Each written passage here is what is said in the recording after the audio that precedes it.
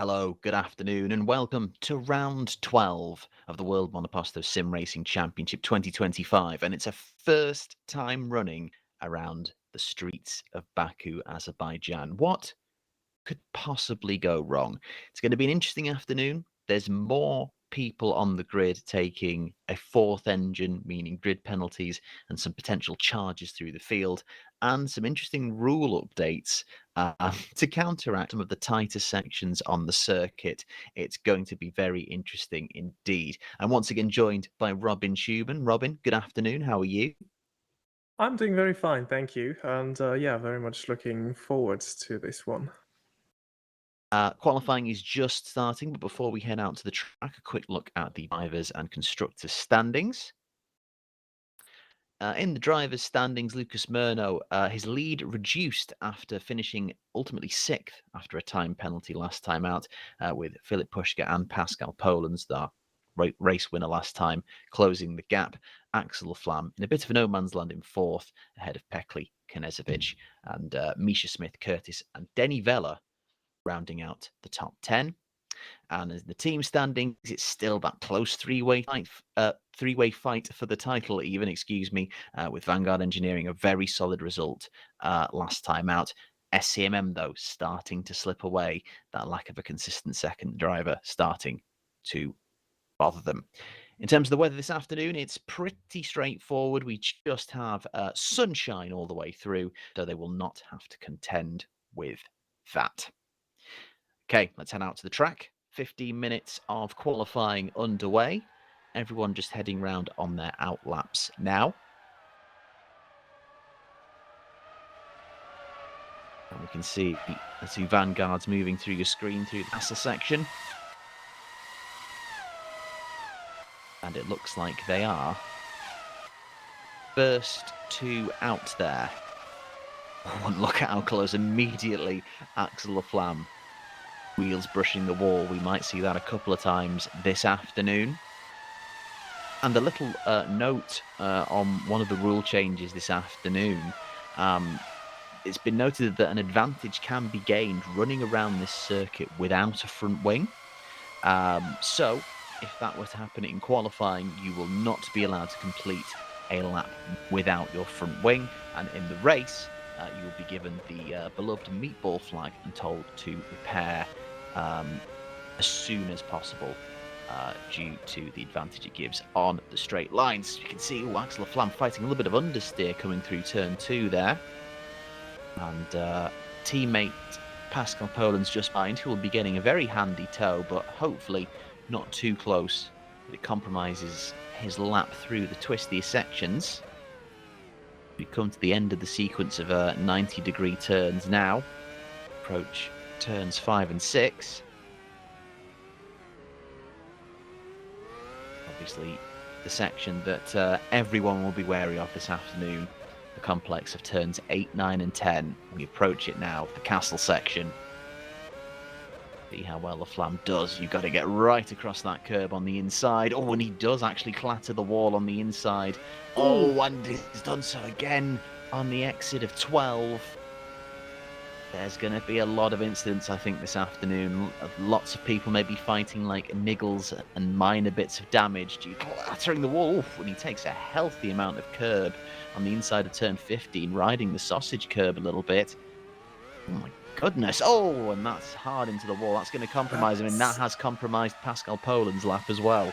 Yeah, I was about to say, that is a pretty messy lap there for Axel Flam ever since he made it through the caster section. And a bit of an issue also for Pascal Polens. I mean, he will cross the line first and get the fastest lap for now. And immediately Laflamme is in, probably to repair some damage that he might have taken away from there. And now instantly, Pekli and Murno improving on that. That's just how messy that lap was for Laflamme and ultimately Polens. Yeah, and obviously they're going to be the ones to look out for this afternoon. Cesario are the two drivers who have taken brand new engines. It's their fourth engine of the season, original allotted 3. So they will have completely fresh, unworn engines this afternoon, which means it is going to be very, very helpful for them. And what do we have here? A familiar face. Yannis Volborn is back behind the wheel of an HRT, the still reigning double world champion, and he is back to put a cat amongst the pigeons this afternoon.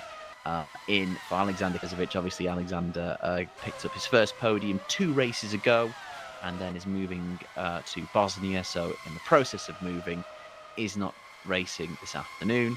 So, Yannis Volborn has stepped in. He was touted to maybe step in last week, and they were worried about the implications of his driver value affecting their funds. But he's in this afternoon, and that will be very interesting to see a return of the double champion.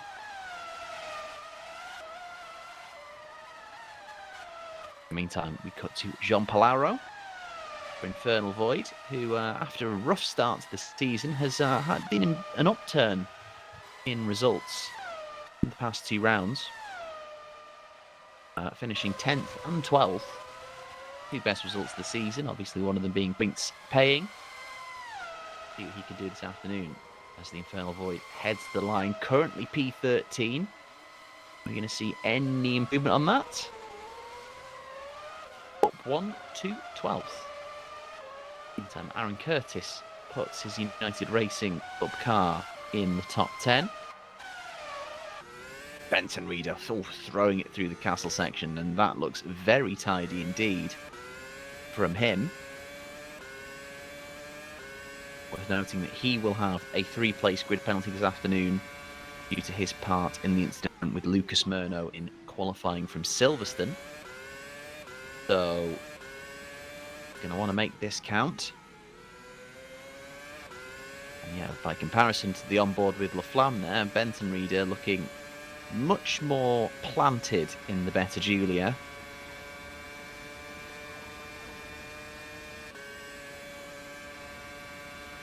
And this is surely going to be an improvement. Well, it's actually his first flying lap, so of course it's an improvement. It's going to be a time on the board. How far up the board? It's in the top 10 for now, ahead of Gajano and Willami. Here comes La Flamme. Oh, it's still very wide on the exit of turn 12 there, but much less of a clatter against the wall. Only a 10th down in Sector 1. Yeah, let's see how he does here, because this is where he lost time. And you noted it, I think it was in turn 1 or 2, that he was fighting understeer there, and that might be that they have gone for a very, very low downforce setup to maximize their straight line speed. But he seems to be struggling in the corners, Axel. But it is still okay. He should be on the same level as his teammates in terms of lap time now. This could be quite close. Is it going to get him ahead? It does. It gets him onto the second row of the grid. Poland doesn't seem to have improved from his first lap yet, didn't he? No, he's not gone out again, and they've certainly not tried the toe approach again. In the meantime, Harley Self, rolling it back to last season, he's racing for Magnum Motorsports this afternoon instead of his usual spot with Velocita or Infernal Void. Harley racing for them last year on occasion. Good to see. Obviously, Magnum have not been a consistent feature on the grid this season. It's good to see a Magnum car back out there once again. In the meantime, here is Poland's, and that looks very controlled there indeed through 15. And this looks like a solid lap. Only 3/10 down. This could get him onto the front row of the grid. Just the last few corners to go, which are essentially flat and an extension of this very long start-finish straight. Yeah, absolutely. And don't forget, if you finish second in this qualifying behind Murno, it means you will be starting on pole because he has that 10-place grid penalty. But that's interesting. Wow. So, and I think this goes very much to what you said about the theory of La Flamme maybe running a much more low downforce setup, because we saw him struggling through the corners, whereas Poland's looked really controlled through the corners then, but obviously was losing a lot of time on that big start-finish straight because he's got more downforce. So losing 6/10, that's how costly it is. So if Laflamme can keep it out of the wall, he will be a very difficult person to pass on this straight. It's just if he can keep it out the wall and fight how unresponsive the car will be round the rest of the lap.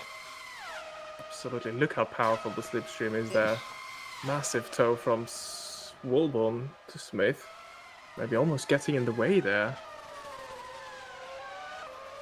It's an improvement in time, but not in position there for Misha Smith, who picked up his first podium last time out at Silverstone. Hopefully HRT can keep their push for podiums going this season.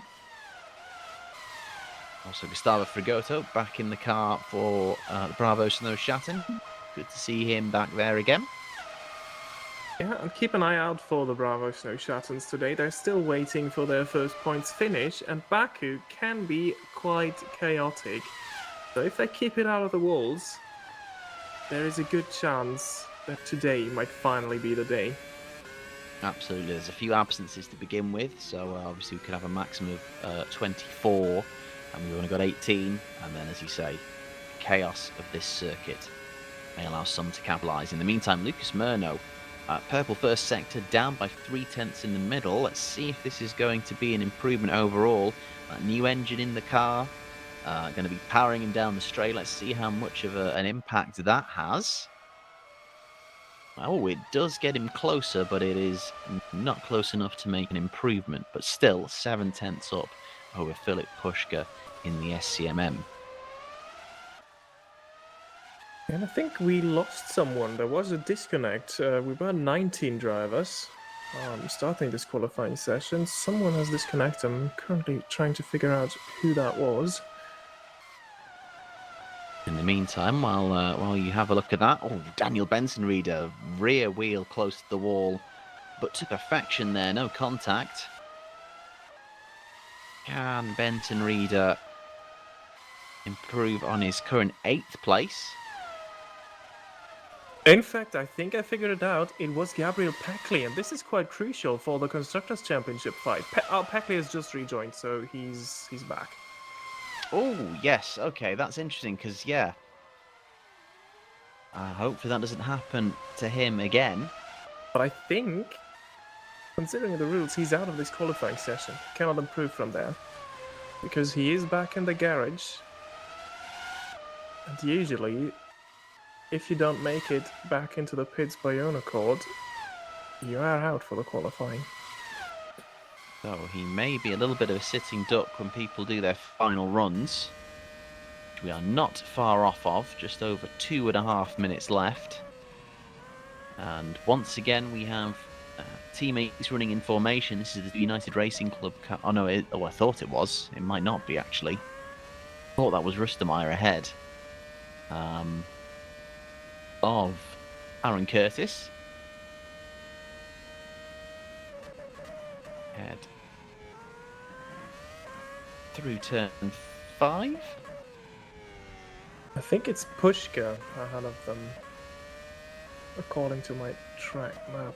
Yes, I think that might be it. It did look slightly too red for a United Racing Club car.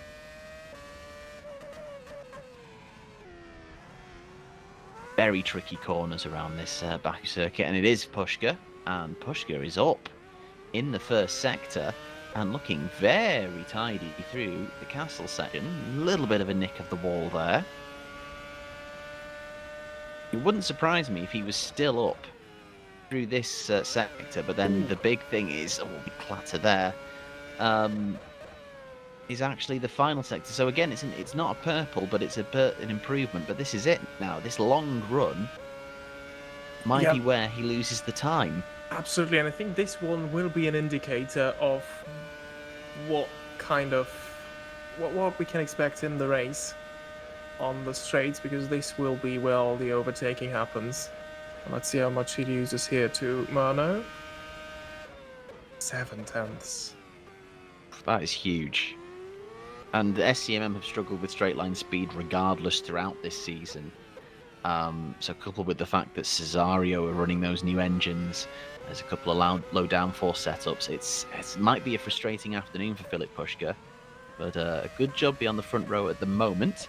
In the meantime, Yannis Volborn is back. And, just righting the car a little bit there through turn 7. Very smooth, very controlled. Wonder how he's finding driving this car compared to his championship winners of previous years. Well, maybe he gets on the podium later, so I can ask him. That would be very interesting, actually. Could it be a third different podium sitter for HRT in a row? Well, the minute that middle sector was not what he was after at all. It looks like he's going to pick up a toe. That car looks suspiciously orange ahead of him. And as we get closer now, I'm questioning myself. No, it is. Oh, but he's had to back off there a little bit. But Volborn, improvement in the final sector, 6th ahead of teammate Smith. The checkered flag is out. Here comes Diogo Meneghetti for Tenza Esports. It's a good qualifying position, 8th. It would be, and it would be his best of the season.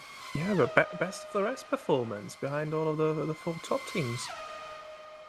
Meneghetti has qualified 10th for the last 3 races in a row. In a minute, he's on for bettering that. And Meneghetti picked up his first point of the season last time as well. In the meantime, Laflamme stays 3rd. Peckley, no, he doesn't. Peckley has just snatched 3rd at the death. Oh, and Lucas Murno has lost a rear wing trying to push, but needs to bail out of that, understandably. In the meantime, a little bit of sister team cooperation here. The United Racing Club car is helping out Pascal Polens on his final push, and this could be really vital. Could Polens leap past his teammate and maybe ahead of Peckley? But I don't know how close Puška might be an option. Very nicely choreographed. What's it going to be for Pascal Polens? It's enough for 3rd, just ahead of Gabriel Peckley. And that was a good little bit of inter-team play there. I almost wondered if they were too close through the left-right section there, because they looked really, really close. Yeah, you wonder if there was maybe a little bit of time lost, but it is enough for 3rd for Pascal Polens. And I think that might be everyone who was on a flying lap all done. So in the meantime, Lucas Murno will have a 10-place grid penalty, but maximises, as Axel Laflamme did last time in Silverstone, by taking pole on paper, which means Filip Puška will start in the top slot alongside Pascal Polens. Gabriel Peckley will drop out of there as well, which means Axel Laflamme will shuffle up. And then it's the 2 Holland Racing Team cars, Volborn returning alongside Misha Smith. Diogo Meneghetti is 8th ahead of Daniel Benson-Reader. Mateus Machado making it 2 Penzas comfortably inside the top 10, especially when you consider those Cesarios are getting shuffled out. Gino Gagliano and Harley Self will both be promoted to a top 10 start. It's very good for Magnum Motorsports, in fact, to see them starting in the top 10. Then it's Aaron Curtis, Paolo Villami, and Maximilian Jaeger. Dominic Rustenmeyer in the United Racing Club car in 16th. Gustavo Fragotta returning, Bravo Snowschatten in 17th. Jean Palaro, the 1 Infernal Void and Velocita car from that sort of family that's kind of not a family anymore, actually. I need to stop referring to them now that they've been sold. And Thiago Mello bringing up the rear for Bravo Snowschatten. So we will have a short break for the warm-up, and it will be lights out in Baku very soon.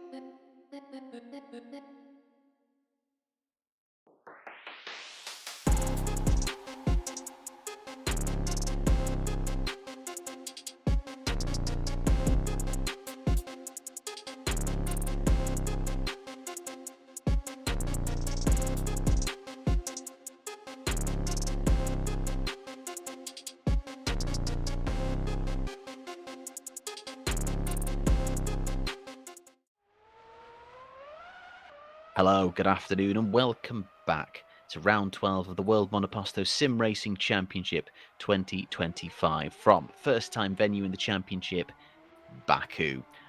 We've had an interesting qualifying session that's similar to last time out at Silverstone, also littered with grid penalties, which means we're expecting a slightly mixed up order. We've worked out what we think the grid is, but we will get confirmation very shortly as the warm-up comes to an end. We've also noted that there is another driver who didn't participate in qualifying, we've just had an update from race control. Excuse me, we've just had an update from race control that Harley Self is essentially delaying the race start because he desperately needs to use the facilities. So once Harley Self is back, we will be starting the race. The phrase used by race control was Harley has a weak bladder. So we'll let him contend that point on his own time. At the bottom of the timing screen, we have Vitaly Kambarov or Lucky Hamish Racing, who didn't participate in qualifying, hasn't raced in WMSC before, did join the WMSC official server earlier this week. So we will see if we have a new driver taking part this afternoon. Yeah, this will be very interesting. Not the easiest track to have your debut race. We are expecting a lot of brushes with the wall. We saw that in qualifying already, especially since some drivers seem to be running a very aggressive setup. We suspect, most of all, Axel Flam, who seemed to really struggle in some of the corners. Yeah, and you could see the difference between him and teammate Pascal Polans for how planted the car was. But then obviously the time conversely that Polans lost on this main straight in the final sector as a result of kind of balancing that trade-off between downforce and straight line speed. Yeah, absolutely. And also, like Philip Pushka, he qualified second, moved up to pole position by Murno's 10 place grid penalty. But then it will be very difficult for him to keep cars behind. He really needs to make the most of sectors 1 and 2 to then hope to have enough of a gap that he is not vulnerable on the very long run towards turn 1. And this will be where the Scuderia Cesarios will be pouncing. Absolutely. It is, of course, Race control update. Oh, and they have just had to do a correction on the grid. Race control clearly having the same problem that we have when there are multiple overlapping penalties, the correct way to apply those penalties. So to kind of run you through what we believe the starting grid to be, at least the top 10, it will be Philip Pushka on pole. We are fairly certain of that as he qualified second behind Lucas Murno, who has a 10-place grid penalty. Then alongside him should be Pascal Polans in the Vanguard Engineering car. Then with it, believe it should be an all Holland Racing Team Row 2, Yanis Volborn and Misha Smith. In Row 3, we believe that should be an all Potenza Esport lineup with Diogo Meneghetti and Mateus Machado. Axel Laflamme is down in 7th. He picked up a 3-place grid penalty for impeding Lucas Murno in that qualifying session. Gino Gajano is 8th. Harley Self is 9th. And then rounding out the top 10 is Aaron Curtis. Lucas Murno drops to 11th and Gabriel Peckley drops to 13th because they both get new engines and have that 10-place grid penalty. And, as Robin alluded to, all about them making the moves on that main straight, but also trying to stay very clear of any chaos that happens. Because being mid-pack on lap 1 around here is probably not the safest place to be. I would be very surprised if there isn't some damage picked up on lap 1 of this race. Yeah, absolutely. And this was the point that I was about to make. Of course, it makes sense to take a new engine on this track because you will get a massive, massive advantage. And overtaking should not be an issue here, but it is a track that has proven, very incident-rich in the past. With the wall so close and parts of this track, well, we will see the tightest part of the calendar.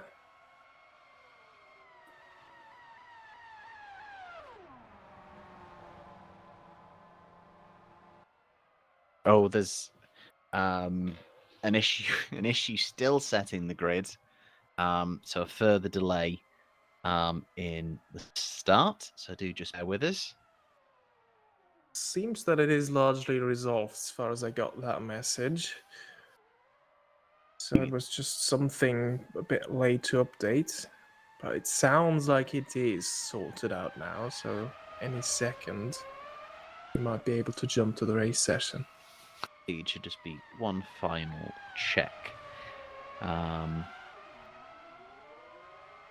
yes, so obviously slightly mixed up grid. This is going to be a hard one to predict, but Robin, since we have time to kill, it's time to do the hospital pass and go, right, who do you think is going to win this afternoon? This is very, very difficult. I think I'm going to go with Pascal Polens. Will win this one? I think he will find a way past Philip Pushka, and with Lucas Murno and Gabriel Peckley, it will be difficult to get through or past 10 cars unscathed. So they have it in them, but I'm a bit skeptical. Yeah, and I think in that sense it may not even be like in their control because I agree with what you're saying. I think they're both perfectly capable, especially with new engines in that Cesario, to make it through. It's whether they can avoid any nonsense along the way, and I think it may just impede them enough that Pascal Polens will be able to get clear. So I'd be inclined to agree with you. That would have been my pick, but to be a contrarian, I am going to say. I'm going to say that Lucas Murno will get through unscathed and will pick up the win this afternoon. Just to be a contrarian, because why not? But that's a great pick. I was almost hoping you would say Yanis Volborn is just going to come back, win this race, and say goodbye again. See, it crossed my mind, and I think he's got a very good base, but I think due to the packages of the other cars around, I don't think Holland Racing Team look as close as they did in the last 2 rounds. I think maybe they just don't have the performance here. So I think it might just hamper Yanis on routes. I think there's very much a podium on for him this afternoon if he can keep it clean. But yeah, that took me away from that one. But yeah, I think Murno might do it. Thing is, if he does, if he's able to come through and somehow win this race, it would be hard to look past him for the Drivers' Championship at this point. But as it stands, just like Silverstone, it is another big opportunity for Pushka and Poland to shut the gap, and they have to take it. They really do. Yeah, absolutely. The thing is, Pascal Poland still also has the option to take a fourth penalty. This is also something that Kevin Peters has announced to me. Yeah, they still have or can play the Joker in case they need it. Looking at the tracks that are left, so we've got Abu Dhabi up next, followed by Sepang, Japan, and Brazil. Out of those tracks, the one that jumps out for me, like I think Abu Dhabi is a good shout because there's a couple of long straights in there that you can, the power will be very useful. Malaysia, less so. The Julie has just come together there in warm up. Malaysia, less so. Because you've got the two main straights, maybe the rest of the circuit not so much. If you don't take the engine before Japan or into Lagos, I don't see there's a point in doing so. So maybe Abu Dhabi, maybe Malaysia potentially. Yeah, absolutely. This is the last proper, real high-speed track. It's the proper, it's an interesting run in here. Obviously, Abu Dhabi, Malaysia, and this one never appeared in the series before. And then Japan and Brazil have typically been the last two races of the season, albeit in a swapped order in previous seasons. So Brazil will be the finale. Race control have just come through and said race start 1 minute. And that was about 30 seconds ago. So we are about 30 seconds away from jumping into the race session, and then we will get a look at the set grid and confirm the application of those penalties and how much our interpretation of the rules differs from race controls. So we will see in just a moment. Still cars going out and putting laps in this warm-up session. Wait for the switch. Remember, weather is going to dry, so then it's not a concern this afternoon.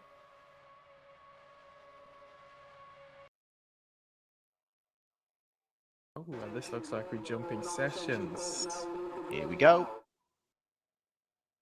Okay, let's have a look at the starting grid. Filip Puška is indeed on pole from Pascal Poland's and All Holland Racing Team Row 2. Janis Volborn returning for the first time since winning his second championship alongside Misha Smith. Diogo Meneghetti is alongside Axel Laflamme, who has a 3-place grid penalty. Mateus Machado is 7th alongside Gino Gajano, an excellent double top 10 start for the Potenzas. Harley Self is 9th alongside Daniel Benton-Reader in 10th. Then Lucas Murno with his 10-place grid penalty 11th alongside Aaron Curtis. Gabriel Peckley is 13th with his 10-place grid penalty alongside Paolo Lamy in the other Magnum. Maximilian Jaeger and Dominic Rustemeyer make up row 8. And it's Gustavo Frigoto, Jean Palaro, Thiago Melo, and Vitaly Kambarov, who did not participate in qualifying but will make his debut for Lucky Hamish at the back. Okay, here we go. Grid is set. The revs come up. The lights go on. And they go out in Baku. And it's a very, very good start from Poland's. What a start from the Holland Racing Team car of... Oh my goodness, it's an absolute calamity in this Cesario. There is a Cesario in there. In the meantime, it's Poland's leading. Both of those Holland Racing Team cars desperate to try and get ahead of Filip Puška. Oh, it's Murno is down. This is huge. In the meantime, Poland's leads from Puška, the two championship contenders doing absolutely everything they need to do. It is Volborn who was looking, and he's looking racy immediately. And with the straight line speed in that SCMM, don't count him out to make a move. Immediately, this top 4 away. It's Harley Self, incredibly, up to 5th in the Magnum ahead of Benton Reader. Then it's Curtis Rusmai Kambarov, who started at the back, is up to 9th. So many cars just flying forward down the end runoff, completely misjudging it. That's insane. So Vitaly Kambarov didn't participate in qualifying, ran some laps in warm-up. He's in the points. There's Murno. He's up to 12th now, so he's already made front and rear wing gone. Needs to be careful under braking to make sure he doesn't lose it and give himself even more damage, otherwise it could be a full-on retirement for him. But this is going to be the interesting thing. The straight line speed, the toe, Walborn wide out over the sausage curb on the exit of 16. What can Filip Puška do? The straight line speed in this SCMM has been a point of tension all season long. He's tucked right under the rear wing. He closes, he's going to pull out. Will he have the speed to get the move done? He's going to go for it. They're going to be side by side into the braking zone. The Holland Racing Team cars are there. Puška tucks in and Puška into the lead. Well, very interesting. So now he's got a really important job to do over the course of this next lap to try and break that gap. Janis Volborn, in the meantime, stuck a little bit behind, but both Holland Racing Team cars together. You can see Puška already weaving out to try and break the toe from Poland's, and the handling of this SCMM has been its strength. And Puška has done an incredible job with it. He might actually build out a decent little gap over the course of this lap. Puška could be in the driving seat here. Yeah, absolutely. And don't forget, Pascal Poland, we saw it in qualifying. He's none of those drivers that has a huge straight line speed advantage. He was quite slow on the straight as well, as it seems like they were going for more of a high downforce approach. And absolutely, Puška has dropped Poland's 1.7 seconds now the gap. There's surely no way past for Pascal Poland, especially since it didn't seem really quick on the first lap there. Oh, well, it's going to be flashbacks for Pascal Poland, his former teammates now filling his mirrors in the HRT car. It's like he's woken up in a nightmare. And can Janis Volborn make a decent run of it, or is the straight line speed going to be enough in the vanguard? Here we go. Let's see what Volborn can do. Just a note, Laflamme, Murno, Jaeger and Villami all in to repair damage from that first lap incident. We will have a replay of that shortly, but for now, let's stick with this battle. Here comes Volborn, and the straight line speed might not be enough. It's close. Oh, he's going to do it. Tucks out the last minute. Janis Volborn up to second. He goes deep though. Oh, with the overspeed from it. But he's managed to tuck back in. His opponent's going to try and make a move. No, in fact, it's almost helped Misha Smith tuck up behind. Another chance here as you run down between turns 2 and 3. Will there be an opportunity for anyone? I don't think anyone's going to have a look at it here. Now it's Volborn's turn to try and pull the gap. Can he get clear of Poland's? And is this setup going to be hampering Pascal Poland's this afternoon? And the thing is, I think Lucas Murno left the pits just before Puška came by, so he's just still on the lead lap. It is very close, but he's somewhere a couple of corners ahead of Filip Puška, if I'm not mistaken. And look at that, Harley Self is actually staying there in 5th, looking quite comfortable, and so is Kambarov in 8th. He even moved up a spot. This is incredible. I think people have really maybe gambled on a particular mindset with their setup, and it's not working. Maybe people banking on the straight line speed, and actually, as long as you're within the slipstream of the car ahead, you want the handling around course of the lap. In the meantime, Gino Gajano has got a 10-second stop and go penalty for the turn 1 incident. Jean Polaro has a drive-through for turn 1 as well. Like I say, we will come back to that in a moment, but here is Vitaly Kambarov. Oh, yellow flag, there's someone slow. It's Misha Smith. Oh, has Smith just hit the wall hard, potentially in chasing? Or has he maybe just kind of had a moment and gone off and just lost momentum? He seems to be picking up the pace again. In the meantime, Kambarov is trying to weave. He's a little bit erratic, almost putting himself in the wall there, trying to break the toe. Myron Curtis. Can Curtis get the move done? He's not quite there. Kambarov, he's going to try and outbrake here. He's racy.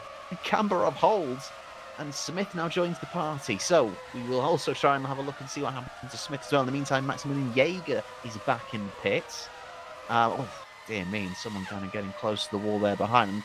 Peckley is in the top 10. His recovery hasn't gone too badly. He managed to steer clear of the nonsense. In the meantime, here comes Smith. He's going to try and make the move side by side into 3.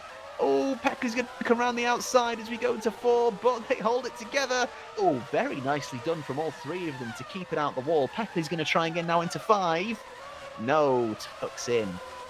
Excellent bit of racing there from Curtis, Smith and Peckley, and they're not done yet.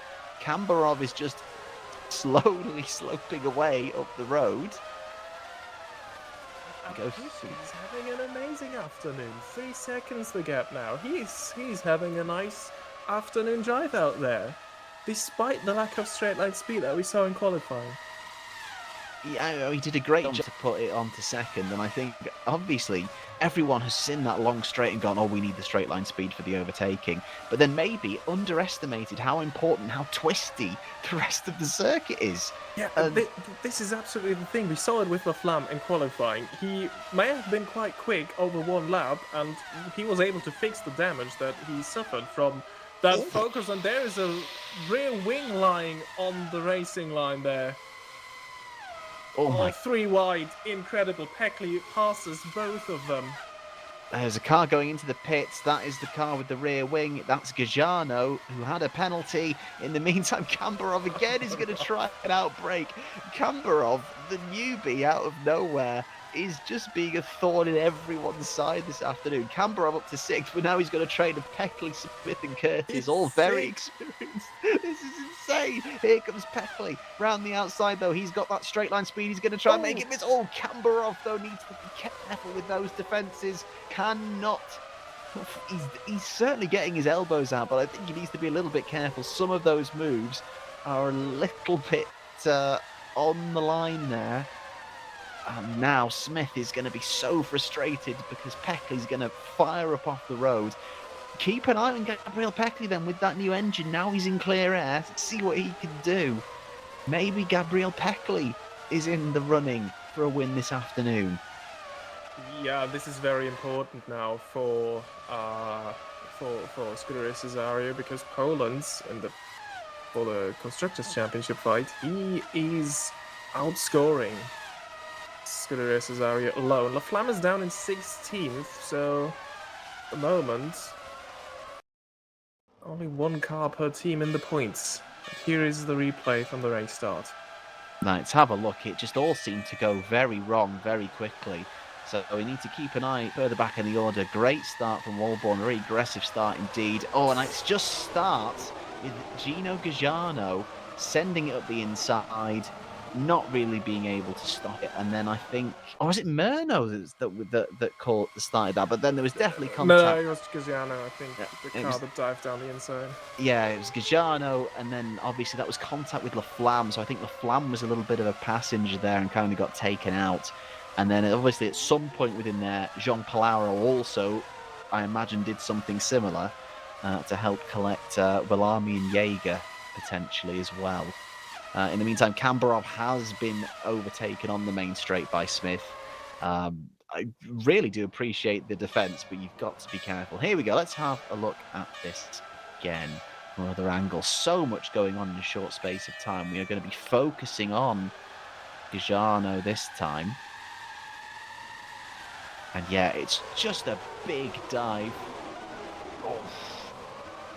And I think what happened to Jean Palaro is he basically rear-ended a Bravo Snow Shatten. Oh my goodness. And Kambarov elbowed Gajano into the wall there. Kambarov is fiery. This is that much is true as well. In the meantime, Benton Reader is now up in 6th.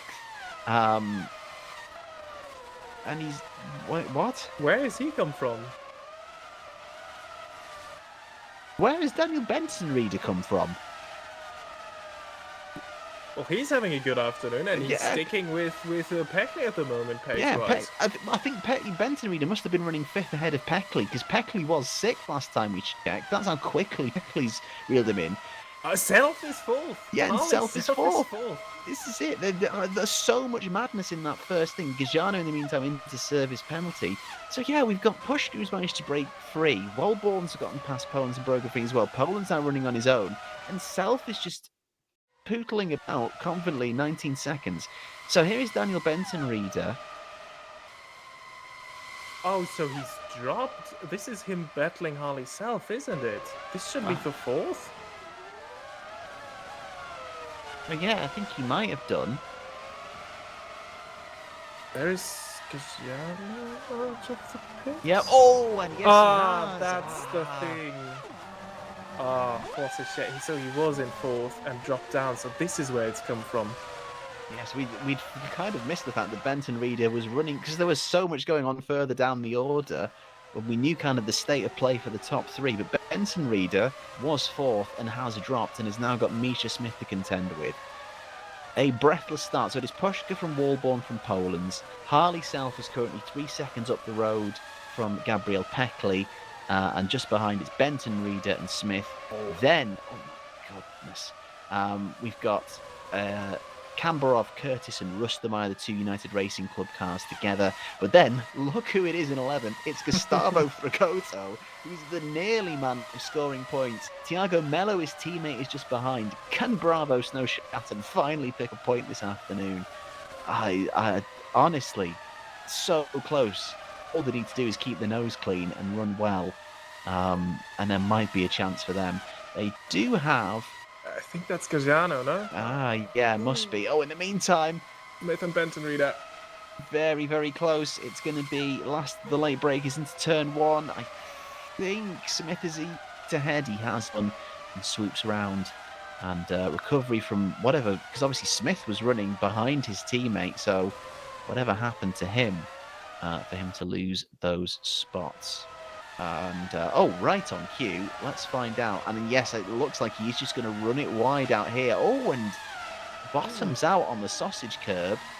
Lucky to not have big amounts of damage. Oh, and I don't think there's any good time or good way to do that. I think he's on the edge. I think he's done okay there to kind of get it spun round and get going again. Yeah, he kept clear of the racing line. Only just, but yeah, I mean, what is he going to do there? You can't even see the oncoming traffic because they're still around the corner. So this is really a pointed track where you don't want to face the wrong way.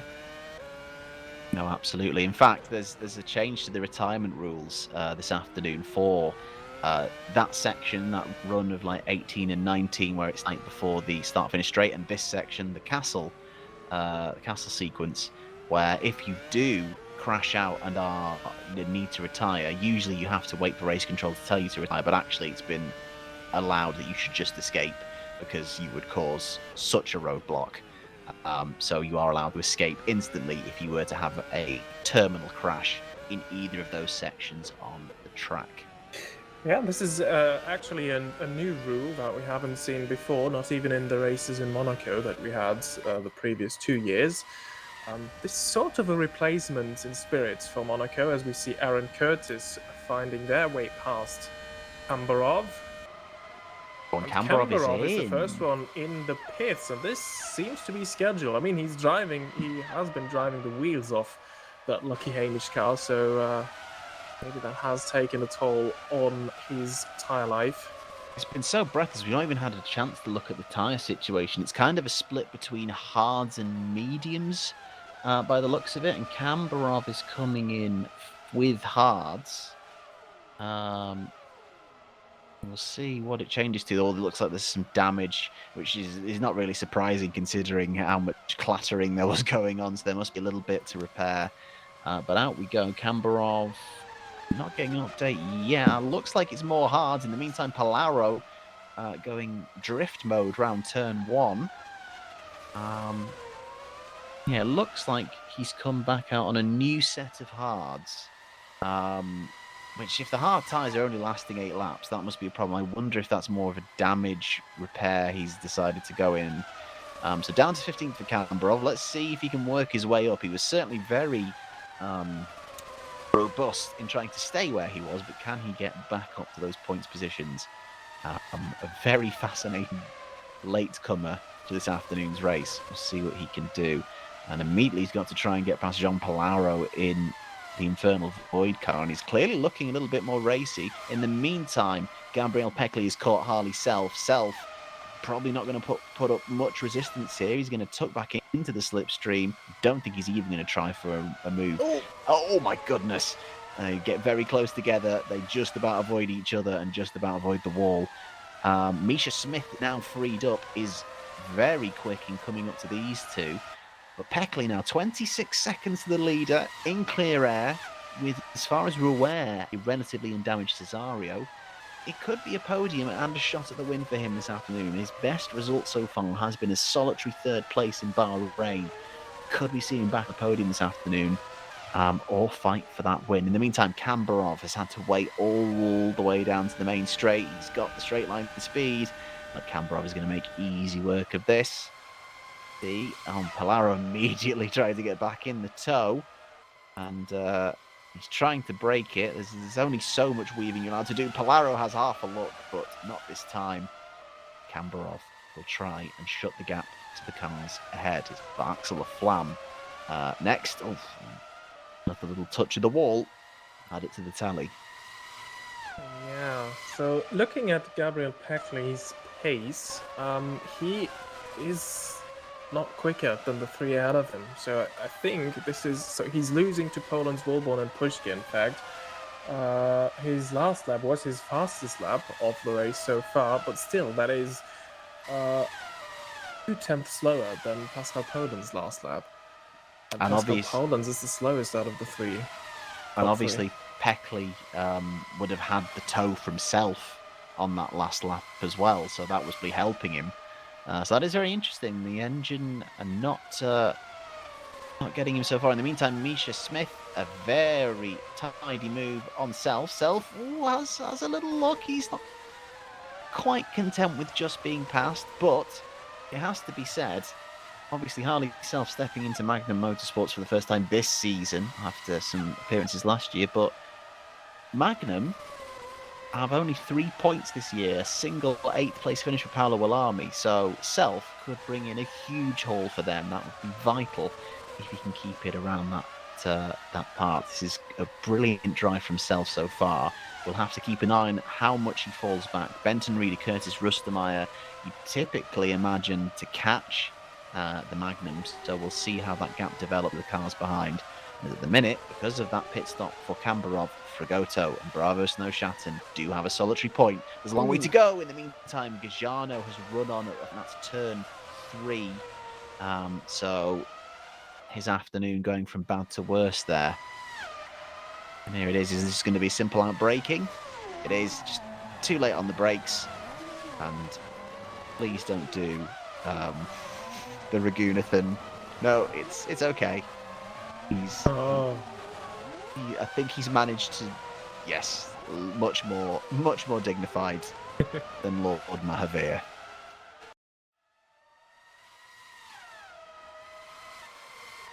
Meantime, the Flam, who's typically been caught in nonsense a couple of times before, but today it was a complete passenger, it has to be said. Up to 11th, though, and trying to make the most of his very aggressive low downforce setup. There's Machado next, and his car is going to be chomping at the bit to get past. This is where he is going to look strongest and absolutely flying. Doesn't even need much of the slipstream. He's through. And he has got Fragoto now next up the road. You can see Rustermeyer there as well. So not long for him to get back into the points. Let's hope he can just keep it out the wall.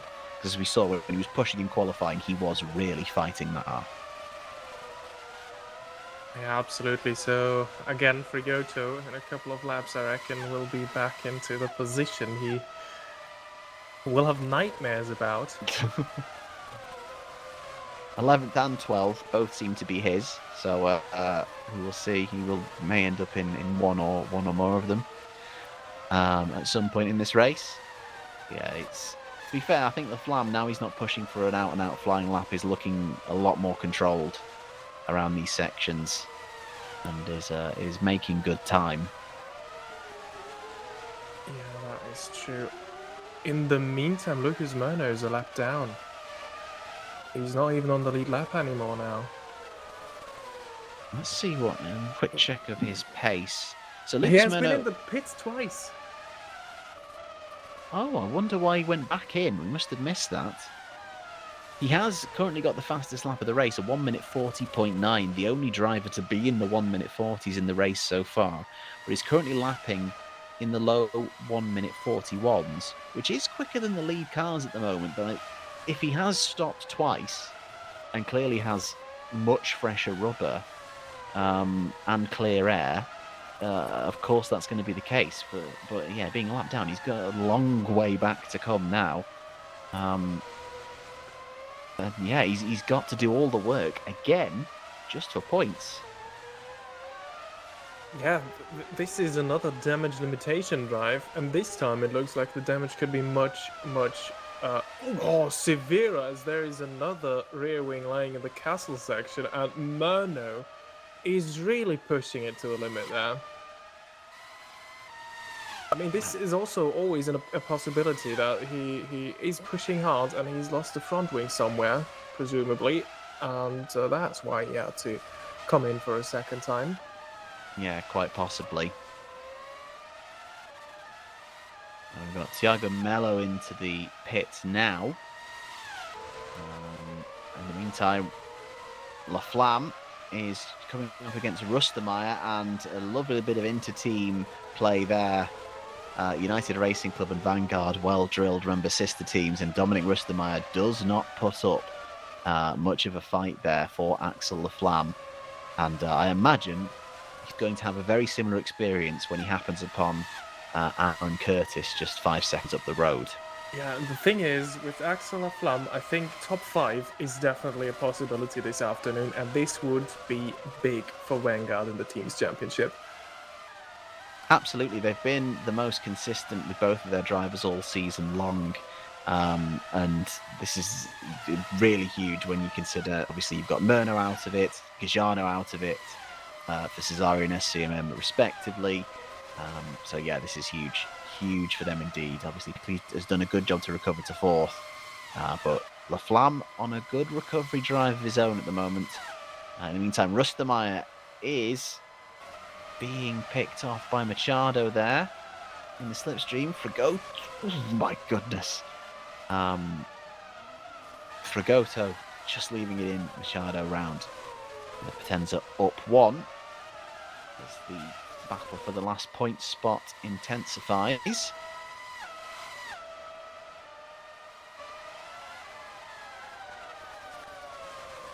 But as it stands up ahead, Philip Rushka has built a healthy gap to Yanis Volborn. Volborn has built a healthy gap in turn to Pascal Polens, who in turn has a health gap to Gabriel Peckley. So, as it stands, that top 3 just need to keep their noses clean.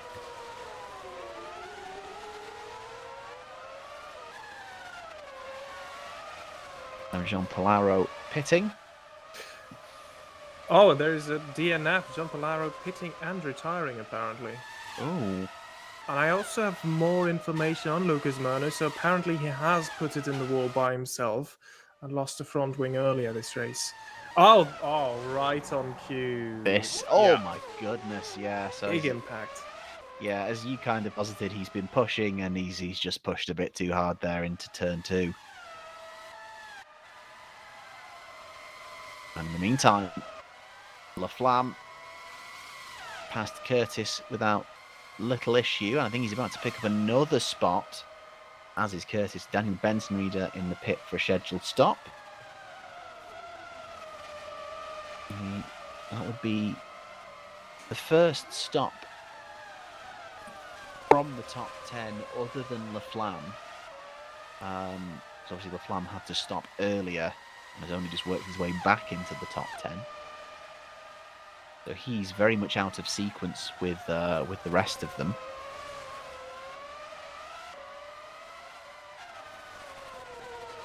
Wait a minute, this is Solihull United Racing Club. They were regular double point scorers earlier in the season. It's kind of dried up a little bit for them, but Curtis and Rustermeyer both running in the points at the moment. But Rustermeyer might be under attack very soon from Machado in the Potenza.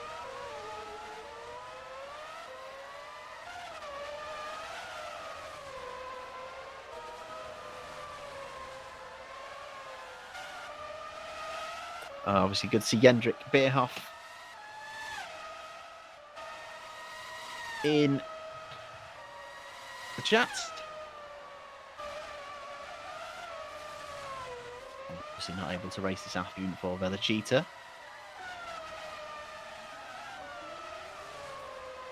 And yeah, sadly, Jendrik, it's not bad for Harley, but it's not for Velocita. It's for Magnum this afternoon. That Harley Self currently picking up that 6th place.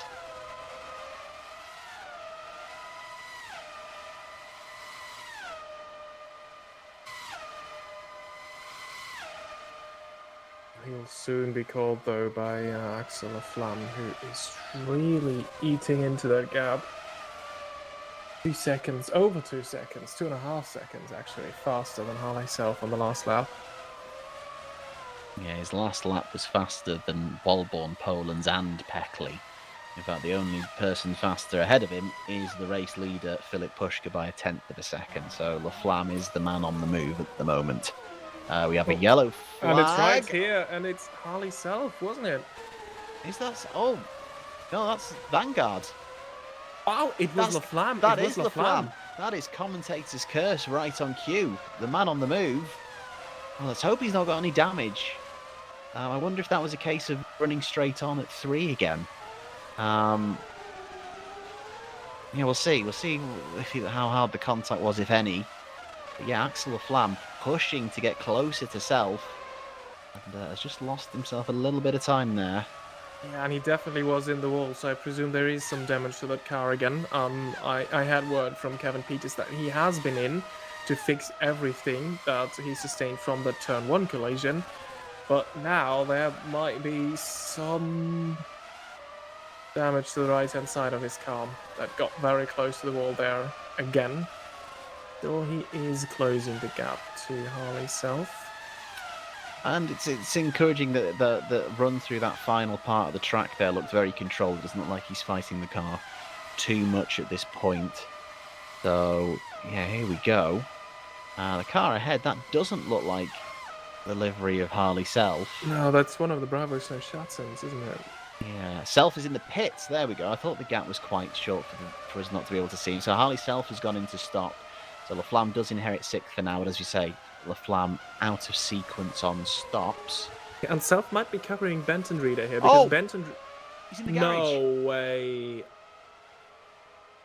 Why has he just come in to retire? Harley Self from a points position for Magnum. Out.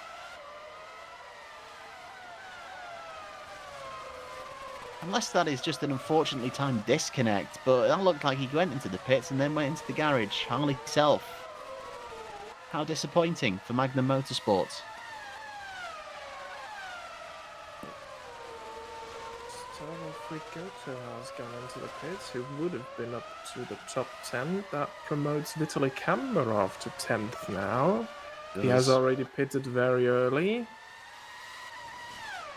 But there is still a chance. Obviously, it seems like because of that early incident, there's a few people very much out of sequence. And then Kambarov just seemed to pit very early compared to everyone else anyway. So we will see how he does. He looks like he's very much fighting the car through there. Yeah, we'll see what Kambarov can do.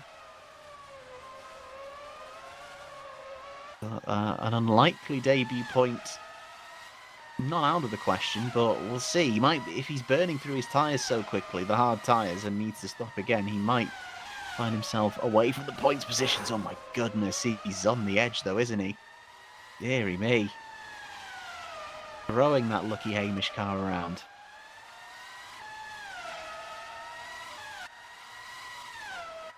Oh my goodness, I think he clattered the wall in 18 there. Yeah, it looks absolutely loose, that car. Almost as if it was lacking a rear wing, which is apparently on. And is he diving to the left into the pits? No. It looked like he was. He's sort of... What? This is interesting lines that he's taking now down the main straight. Yeah, very interesting indeed. Unless he's concerned about breaking the toe to the car behind, but I'm pretty sure that's Maximilian Jaeger. Benton Reader. No rear wing. There was a yellow in sector 2. Benton Reader has gone into the wall, apparently. Oh, it's the castle section. It was always going to claim a victim at some point, and it's too hot in turn 8. And that's Murno. That's now who is up to 13th. So not far away from the points now. And Murno has been quietly working his way up, obviously out of sequence on stops as well. So we'll have to see how that shakes out towards the end of the race. In the meantime, Mateus Machado is still trying to stick with and make a move potentially on Rustemeyer. Rustemeyer has just managed to put a little bit of a gut to Machado, so holding steady at the moment. Yeah, this is a quality that both United Racing Club drivers have shown this season, is that they're absolutely able to keep their nose clean and consistently deliver. They do not have the best of cars. You see it in their qualifying performances, often outside the top 10, but somehow by the end of the race, they are both in there, and that is such a crucial thing in the midfield fight in the team's championship, and they are doing that incredibly well. Very true. In the meantime, Benton Reader still... Yeah, it was a heavy impact, so there's probably also damage to the rear right suspension. Self is back. Self is back. It might have been how devastating a poorly timed disconnect. That is so frustrating. Harley Self running in the points on merit, it has to be said as well. Obviously taking advantage of the early incidents to gain a few spots, but was performing well otherwise. Now drops all the way back to 19th. The last car running. That's such a shame for him. Yeah, absolutely. Just trying to figure out which his best career finish was, and I think it was 8th in Hungary this season. There was a definite chance to improve on that, because I think pace-wise, P7 might have been possible. I'm so disappointed for him. That's such a shame to have that taken off him like that. But good to see him back and still running. And oh, there's a car ahead. There was a car in the wall in the castle section, and we've just cut to Walami. It's still yellow. It's Benton Reader. Benton Reader has just come straight back out. He's not retiring. He's in the runoff road. I wonder if it's like the safest place where you can park a car. I don't even think we're going to see a full cause yellow safety car there, because he is essentially behind the wall already. Yeah, I reckon race control might just say retire the car. Here we go. So, oh my goodness, they clearly, because you can repair some damage, but I think there's a certain point where there's not much you can do, and I feel like he's just come straight back out, and I thought, he's parked it up himself. I think, the damage to that initial impact may be a bit too much, even with the repairs, and just decides, nope, enough is enough. Yeah, and he's just been asked to retire the car, or that he can retire the car, so indeed no full cause yellow, no safety cars. Camber off.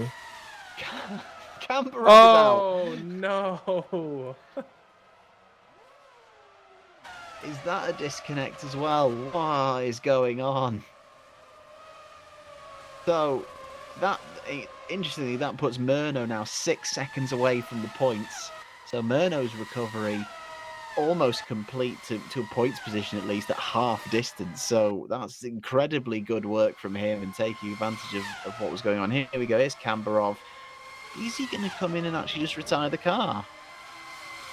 But what would be the reason for that? Other than maybe he had to say, oh, he's very slow in the pits there already.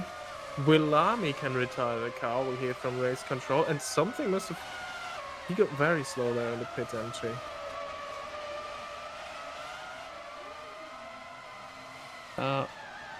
Is that a hardware issue? Yeah, that might be a hardware issue. That looks very strange indeed, doesn't it? So Willami also out. So both Magnums, well, actually Self is back. So now we have a Magnum out of the race for the second time. Willami, though, being asked to retire the car means probably not a disconnect. That looks like damage. In the meantime, Peckley has just been into the pits, I think. That's pushed him back down the order. So is now fighting with Rustemeyer. Or is that Murno trying to unlock? I think it's Gagiano actually. Is that unlocking Gagiano? himself. Oh, the red cars have screwed me over. I do apologise. So it definitely wasn't Pushka because there were no blue flags. It has to be Gagiano, who is now close to Peckley. Yes. Gagiano is... Peckley goes out of the way. Okay, it's interesting. Or is it Pushka? Because they've moved out the way quite uniformly. Oh, it might have been, but Rustamai. Oh, no, it's not. Oh, you were quite right. How odd. That is. Gino Gagiano is having the red carpet rolled out for him to try and recover back up through the field. The amount of places inherited though. So yeah, Polaro Benton looks slow. Rustamai is all over the back of him, in the background. I wonder what's happened to Gabriel Peckley then. Peckley has definitely stopped us, pushed him back, but maybe there's an issue. Maybe he's been into the wall trying to fix some damage, which wasn't fully possible because he lost a lot to Gagiano on that half a lap. Yeah. We're coming up to like half distance now. I do wonder if I've seen so many people on the hard tyre not stop yet. I wonder if there's a lot more people who are trying to make the one stop work. So actually anyone who is coming in earlier has maybe been in because they've had some issues against the wall. Because Peckley was very good on his tyres, if I remember rightly, back at Silverstone. Here's Paolo Walami. This is what happened to him. Please tell me this isn't going to be straight out and into the wall. Ooh. Oh, is that hardware? That seems very odd. That's a very odd retirement. I think it might be hardware for Paolo Walami. Obviously, no discernible damage from that incident, so I just think maybe he was steering gone, throttle gone, who knows. That would be a very good explanation. As look at that, even Machado is caught up, and I'm really interested in the lap time of Gabriel Peckley once they cross the line, because last lap was his out lap. It was a 2:18, so this definitely was not a flying lap. But let's see what he does this time, because he looks quite slow compared to what he was able to do before. His fastest lap was 1:42.4, and around that area is where he was lapping before that pit stop. Yeah. Now he comes across the line, and on my timing screen it says it was a 1:47.8. Oh, and Machado. 5 seconds slow. Machado passed one of the Rustemeyer, was it? Yeah. Yeah. Oh! Oh, Rustam, I might have a chance immediately to try and come back, although maybe not lacking a bit of oomph in a straight line, so not this time. So Machado gets away with that one, but he might be tending with some damage. But yeah, Peckley must have had an incident. He was having no issue working his way through past these guys earlier in the race, and now he's on fresh rubber. Yeah, he's definitely had an incident somewhere, and that is going to hamper his progress from this point onwards. In the meantime, Murno is now half a second away from Meneghetti, so he's almost up to points.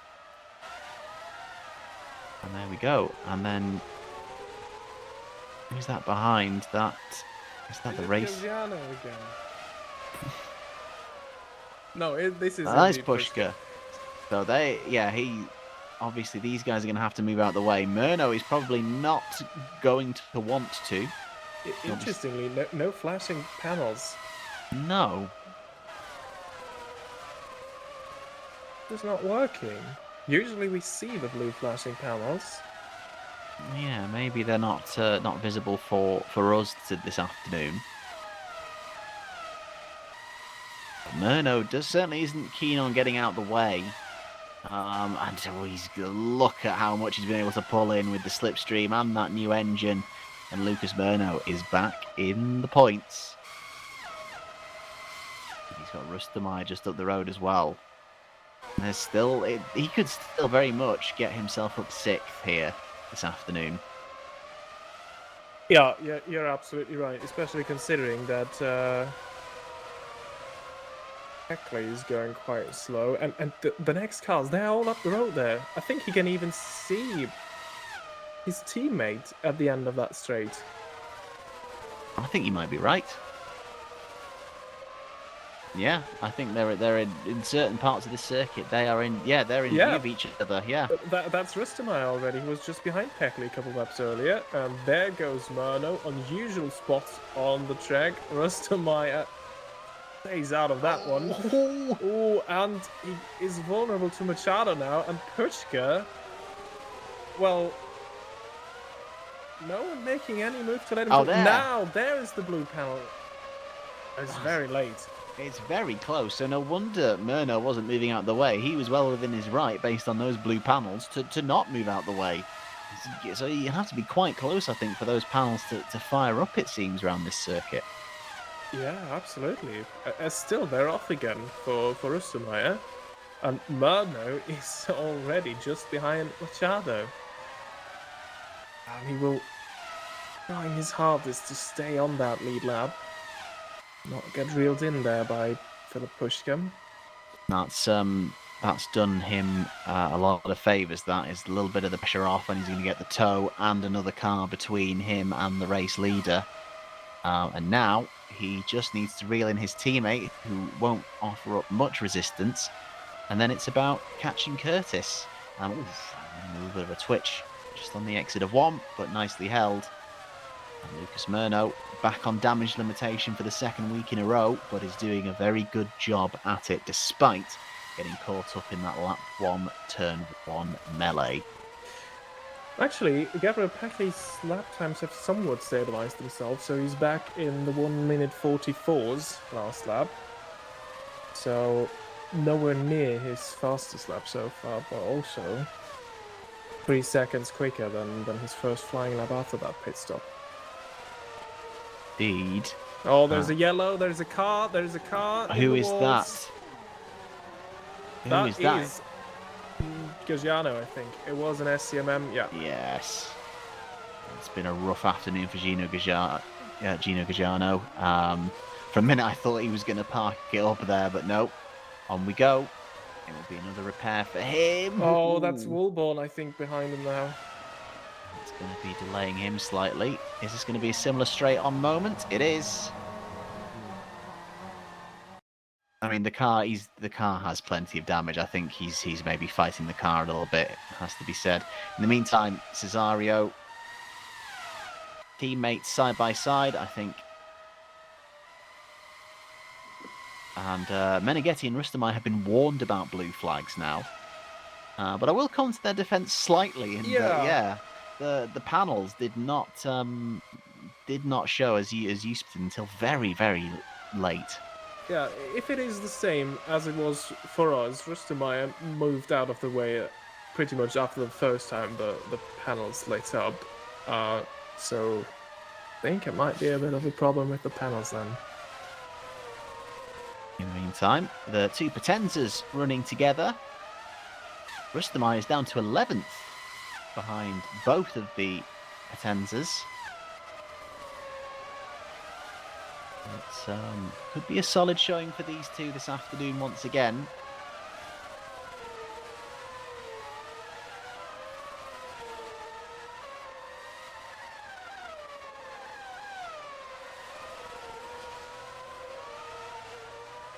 Ricardo is just trying to reel in, or at least stick with his teammate. As Rustamai looms in the background. Worth noting though, Machado has yet to stop. Same with Rustamai. Fragoto has stopped. It's vital for him. Currently in 12th. If he can keep that gap, he will move into the points. Yeah, this must be frustrating this season for him because he's shown already in season 1 of the WMSC that he is a good driver, what he is capable of. Yeah, Bravo Snow Shutton by far have the slowest car on the grid, seeing as they are a new team, don't have much of a budget to start this season with. So yeah, let's hope for better things for them next year. Yeah, and you know they are the only new team. Obviously, Vanguard and United Racing Club. Sorry, no, they are alongside United Racing Club. Actually, I do apologise. They're also a new team. Obviously, Vanguard inherited from Optimal, so obviously a very competitive team. But yeah, United and Bravo Snow, both new entries, and United have very much spread their funds about a little bit more. Gustavo was a big point of their strategy to use him to get points.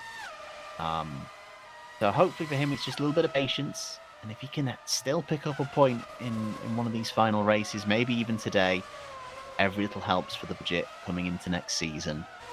They might have more to work with to work up the order because, as you mentioned, Gustavo Fragoto is a very solid driver indeed.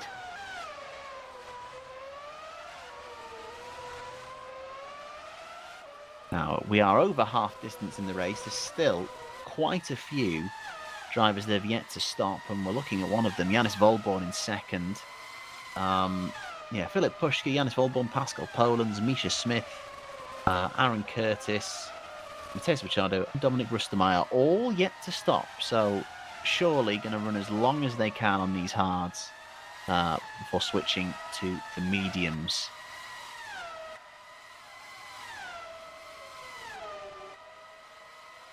But it's been solid from Yanis Volborn. And that stat of a third consecutive Holland Racing Team podium with a third different driver is on. And what a fine return to the WMSC for Yanis Volborn this is. Maybe let's use the opportunity right now to do a bit of quick maths for the first time. If they finish as they run now, the gap in the Drivers' Championship is down to 8 points. Philip Pushka would be on 123, while Lucas Murno sits on 131. If they finish as they run right now, Pascal Polans would still be 20 points away from Murno. And it's so interesting because obviously, Poland's has been at the sharp end so consistently, only one race where he's not been on the podium. But then obviously, what's hurt Poland's this season is he's missed 2 races. Lucas Murno is now up to Aaron Curtis and trying to gain that 6th spot just to get another point. Oh, and Curtis loses it. Curtis in the wall. Just putting the power down, manages to keep going. Wing damage. Peckley.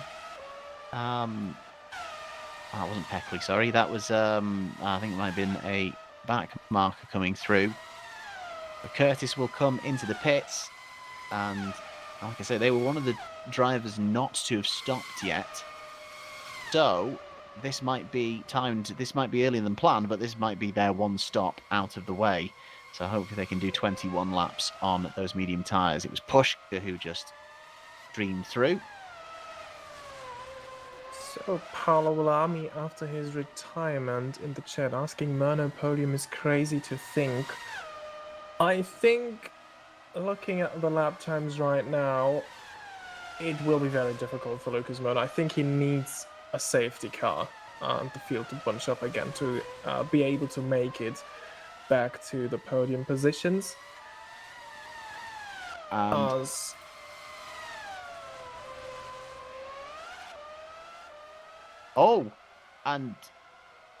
Diogo Meneghetti has just been given a 5-second time penalty? Yeah. For a combination of blue flags and an incident with Peckley, and Gabriel Peckley is now out of the race as a result, which makes me think 5 seconds maybe. We'll see if we can get a replay of that. But yeah, Diogo Meneghetti has 5 seconds, and Gabriel Peckley, is out. That is really going to hurt Cesario's constructors fight. Oh, but I don't see Menegretti there. No, Asa maybe. It's himself. It is himself. Oh, but here is Menegretti. What's going to happen now? Nothing, man.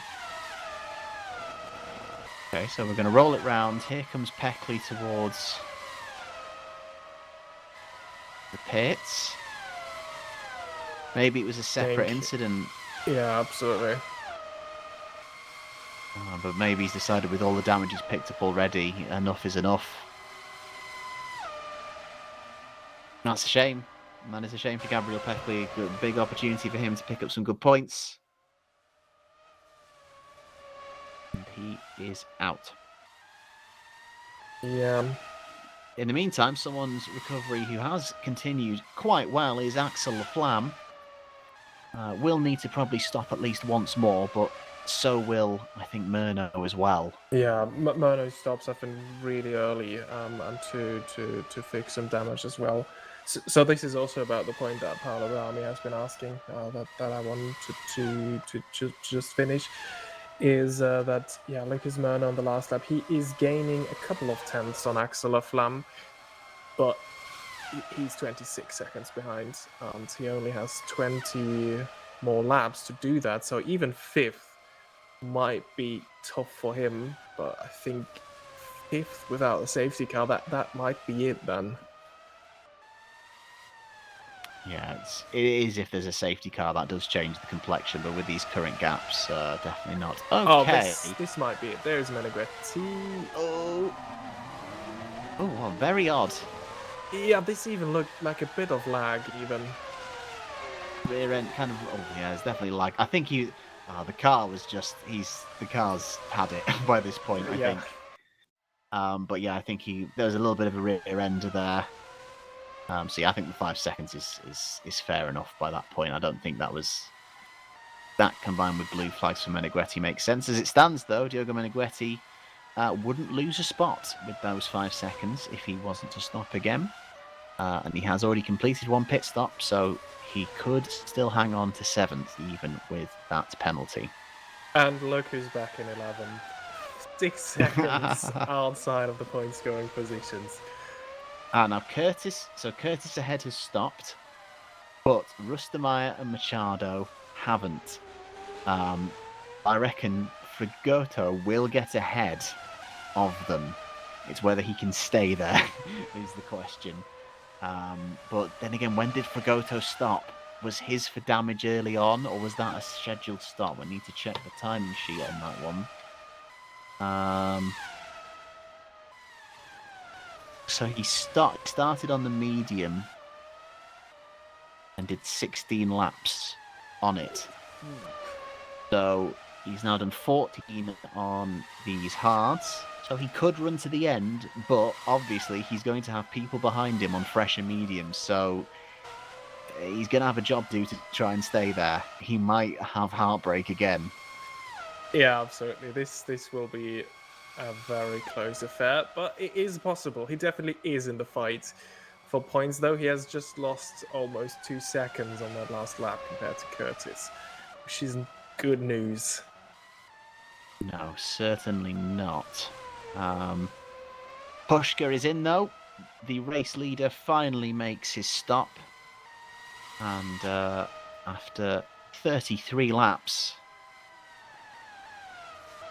on those hard tyres, they switch to the medium with 18 to go. In the meantime... Oh no! Poor coordination. That's Gagiano. Oh no! Gagiano was holding up Philip Pushka in the pits, and Gagiano is missing both wings again, if I saw that correctly. Yeah, so Gagiano's now DNF'd. Gagiano was in the pits to repair damage. I spotted that, but then the timing. Oh no!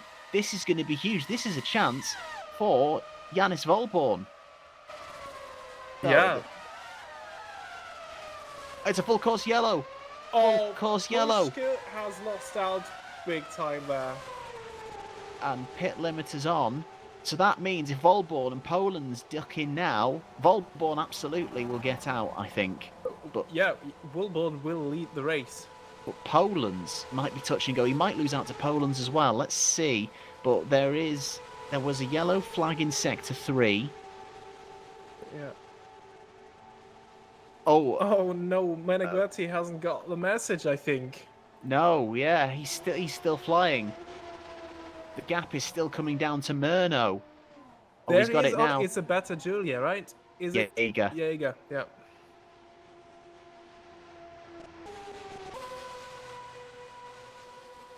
And Lucas Murno is going to be praying that it gets upgraded to a full safety car. Yeah, that's the thing. I mean, with Maximilian Jaeger, this is just outside of the section where they were allowed to retire the car immediately, isn't it? Yes, just outside. So this is technically between turns 16 and I think that kink to the left is marked as 17. The area is just ahead between turns 18 and 19 where the circuit narrows. So Jaeger is absolutely right to not retire the car there. I think Menegretti let himself fall back. Oh, and I think he's trying to drop back, but I think race control is saying drive the car. Just drive the car normally. If you don't drive the car, we'll disqualify you. So he needs to just kind of carry on racing. He's made that mistake. He needs to keep going. So Murno is in. Wilborn and Poland, have they been in? No, not according to the timing sheet. Why have they not decided to go in? That's a very strange decision. Also, the gaps have come down massively. Wasn't it over 10 seconds for both of them? I think Between so. each other. Right, so here's what happened to Maximilian Jaeger. Is this going to be kind of like just over the curb? Oh, yeah, and he did it again. And it's a 20-second stop-go penalty for Diogo Menegretti.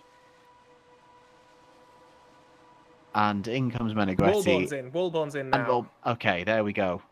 That makes a lot of sense. So Murno, that's why Murno was in before them, because Murno was just ahead of them on track. He was just on the lead lap. So they are coming round the pits just now, and Poland's is in as well. And look at that, Yanis Volborn back in Holland, back in the WMSC, leads the Holland racing team. Here comes Pascal Polands taking the slightly scenic route to his pit box. Pushka, is he about to lose out and drop to third? He is limited to the pit limit speed. So Polands is out ahead of him. And Jaeger has now been allowed to retire the car. I don't think we're getting a full safety car. I think Philip Pushka, after leading the majority of this race, is going to now drop back in third. Now, he was the fastest of the three. Could he do a job? He's going to have so much work to do, but it's hard because obviously Polands and Volborn are not slow. Yeah. Yanis Volborn right now is essentially Lucas Murno's wingman because he is taking crucial championship points away from his main competitors. This is insane. As it stands, Misha Smith hasn't stopped. Now, maybe it's because he's not coming... he might be coming round to the pit now. There he is. Yeah, so I think Smith... There we go. So everyone will have completed their stops now, so it is essentially no need to worry about tyres till the end of the race for anyone. And unsurprisingly, that top 11 are all on mediums. In fact, Gustavo Fragoto in 11th, who was due to inherit some places from the stops, has stayed 11th, but put on some mediums. He's got 10 seconds up the road. And the full course yellow is ending. Now we are back racing. Poland's immediately clears the back marker of the Potenza. But I think Frigoto might be promoted to the top 10 anyway, because Machado will most likely have to serve the 20-second... Menegretti, sorry. Menegretti will have to serve that 20-second stop-and-go penalty, which will lose him a huge amount of time. Absolutely. So, Frigoto might end up in the points yet. So, in the meantime, Yanis Volborn. If you've been watching WMSC in the first 2 seasons, a familiar sight, but not this year.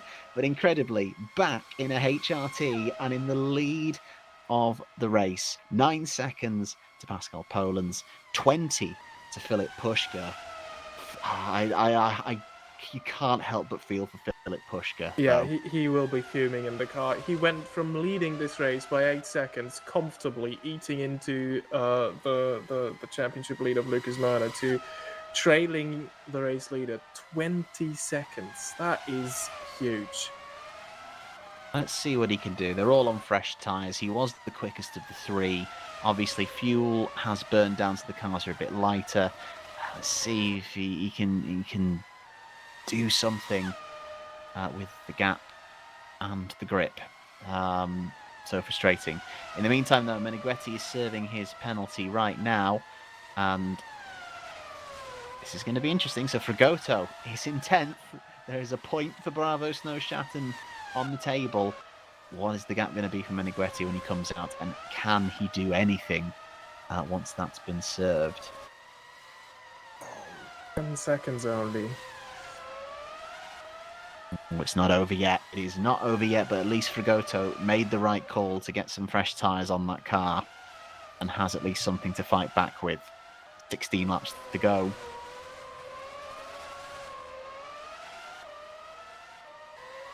Meantime, Lucas Murno absolutely flying now on fresh rubber, but has a very sizable gap up to Axel Laflamme. Work cut out if he's going to try and sneak into the top 5. Might be a second consecutive 6th place finish for him. Well, he has taken 2 seconds out of that gap on the last lap, so I think the fight for P5 might still be on for Lucas Murno. But Misha Smith, he is very far up the road. Blue flags firing for Gustavo Fragoto, which will not be what he wants to see, but hopefully he can move out of the way on the main straight. Yeah, I think that shouldn't be an issue. The HRT can now just blast past. Doesn't even need to lift, because the Bravo Snow Shatton max straight line speed anyway. It's a little bit of a toe down that main straight as well. Gap is 7.5 to Meneghetti at the moment. We'll keep an eye on that.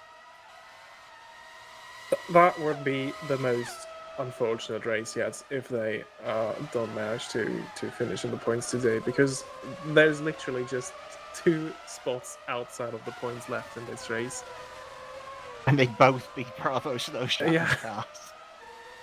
That would just be typical. In the meantime, Dominic Rustermeyer is now continuing what's, I think, been quite a long-running battle between him and Mateus Machado, where they've swapped places a few times. So Rustermeyer now looking to try and get back up to 8th.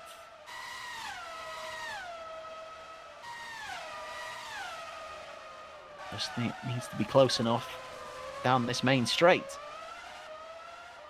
But as it stands, Machado has been much quicker and tidier through turn 15. And turn 16 by the looks of it, so Rustermeyer's got a little bit of work to do just yet.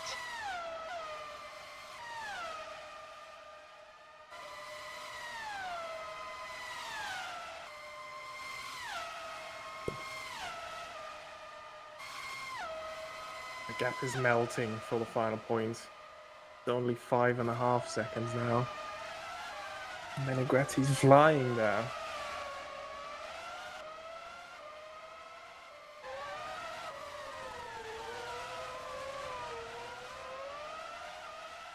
Yeah, this is gonna be tough for Fragoto. Obviously, all those penalties cleared. Also, Philip Pushka is not gaining much on Pascal Polans. 4/10 on the last lap. But still, that gap is over 10 seconds, and there is just over 10 laps remaining. At this rate, Pushka will only finish 3rd. It's such a shame after getting everything right at the beginning. Obviously, he initially lost the lead, but took it back, built the gap, and then looked pretty much untouchable. But now, just an unfortunate bit of timing for Filip Puška. Incredible stuff. I mean, there still might be another incident. There still might be a safety car. There still might be something to happen. I think everyone who's left has at least managed to, if they have got their car in the wall, it's not been damage that's hampering their performance too horrifically. So they're not kind of wrestling their cars around at the moment. Absolutely. I mean, at any point, anyone can put it in the wall. We've seen that quite prominently this race. But in terms of on-track battles, we have this one here, but at the moment, it looks like Machado is getting away a bit from Dominic Rustomai, and then there will be the battle between Frigoto and Menegheti in a couple of laps. But apart from that, pretty large gaps between everybody else. Yeah, no one's really making any big moves. I think obviously the tyres kind of neutralised with everyone changing to mediums during that virtual safety car. The gap to Menegheti now, between Menegheti and Frigoto, is now less than the gap between Machado and Rustemeyer. It has come down so quickly. This is kind of held at arm's length almost between these two. But Menegheti he's going to be within a second at any moment. Poor Frigoto. In fact, where on the track are they? This gap is coming down ridiculously. Yeah, they are not too far behind these two. 13 seconds behind them. They might just arrive at the castle section now. And if Menegheti clears them quickly, there is a chance that he might still be able to attack these two here by the end of the race, because Menegheti's last lap time was 141.6, and Machado and Rustemeyer are doing 44s. And I think this must be it now for Menegheti. Yeah. Menegheti must be there. They must be coming out the final corner now. I don't know. There they are. And I don't think Frigoto's going to have any right to reply. And he's going to tuck back in, but as you say, the straight line speed in this car is not the best. Menegheti goes defensive. Frigoto trying to cause something, but that is so frustrating once again. A solitary point slipping through the fingers of Gustavo Frigoto. Yeah, it's super unfortunate. He just has to pray for another DNF retirement, any sort of issue ahead of him. He has put some awesome defensive driving on this year, but there is just no proper attacking with that car. Yeah, this is unfortunate. He is hoping for a little bit of luck. Then he's in the box seat. Should someone make a mistake, he's hoping for a little bit of luck ahead of him. And unbelievably, Menegheti, after passing one Bravo Snowschatten, immediately will have to pass the other to lap Mello there by the looks of it.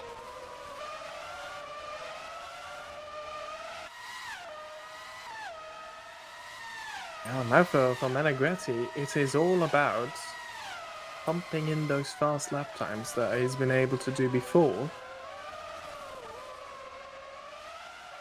And then there is a chance to get back towards his teammate and Dominic Rustemeyer.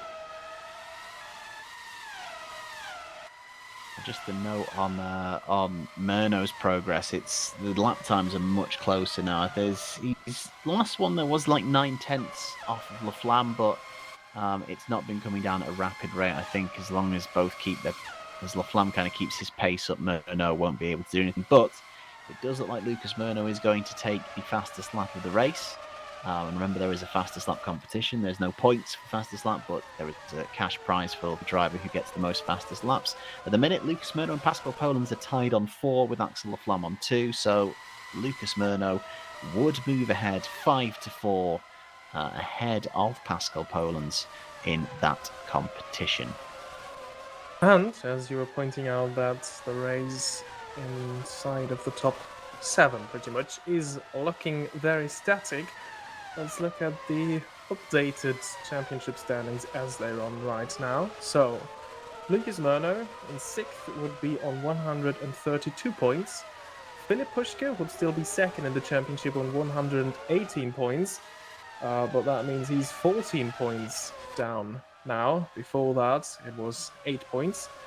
Pascal Polens, when he finishes second, 113 points. So just 5 points behind Philip Pushka. Yeah, and I've said it before, the disconnect in Italy, and then obviously the 2 races he wasn't able to attend, has completely changed his season.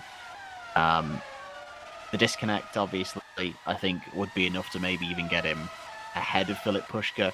The 2 races he wasn't able to attend, I think he's in the fight. It's such a shame, but that is the nature of the beast sometimes with sim racing leagues. And he's doing his best to keep the fight on, and there is still very much a constructors title on for him. In fact, it would be 100% win rate for constructors titles with Pascal Polens, because he would have won every single one so far, 2 with Holland Racing Team and then 1 with Vanguard, should they see it, and at the minute they're in a very good position to do so. Yeah, this is crucial because at the moment they're both outscoring. The only Scudder is Azario that is still running in this race. This is the one we see on screen right now. Lucas Murno in 6th. The gap has come down a bit, but 10 laps to go means Lucas Murno needs to be 1.5 seconds, over 1.5 seconds quicker than Axel Flam in these last 10 laps, and then he still needs to pass him. And I think, looking at those lap times, well, actually, last lap he was 2 seconds quicker, so let's see. Interesting though, for you mentioned at the beginning of the race about it's still an option for Polens or Pushka if they wanted to take that 4th engine to have the power boost. But let's look at the instances of it so far. Axel Flam did it last week, stuck it on pole, which you think, okay, perfect, but then in the race was only able to finish 4th. You look at this week, Murno and Peckley have done it. They're 1st and 3rd, which is really solid. But obviously, both of them have got caught up in stuff, and only going to finish 6th. So you have to think about the risk for it. It's not really paid off hugely for them. It might have been just think, well, if they didn't have a 10-second time penalty and used another engine, would they have scored more points? And that's the thing. You've got to factor that in. I think Polens and Pushka might be looking at going, oh, is it worth the risk? But then you look at the next track, Abu Dhabi. Maybe there's less likely to be incidents there, so actually it's a safer place to do it. So this is all going to get weighed up for Pascal Polens and Philip Pushka, I'm sure. And Pushka, who, the struggles on straight line speed, maybe that engine, that extra horsepower might be useful for him at a place like Yas Marino or even Sepang afterwards when we head into it. And remember, the final 4 races, I should say, are both double headers. So we've got 13 and 14 back to back, and 15 and 16 rounding off the season. Suzuka and Interlagos, the Autodromo Jose Carlos Pache. Yeah, absolutely. I think you were mentioning, yes, Abu Dhabi, less likely to be incidents there. But also, it is not a track famed for great races and wheel-to-wheel battles. Difficult to overtake there. And we have seen how difficult it was to overtake at Silverstone 2 weeks ago, and that is usually a track that sees lots of wheel-to-wheel racing. So it is a huge gamble to go for that 4th engine. Maybe you have to count that in to have a race that is damage limitation, to then have the extra horsepower for the remainder of the season. So, yeah, you really have to carefully choose on where to do it.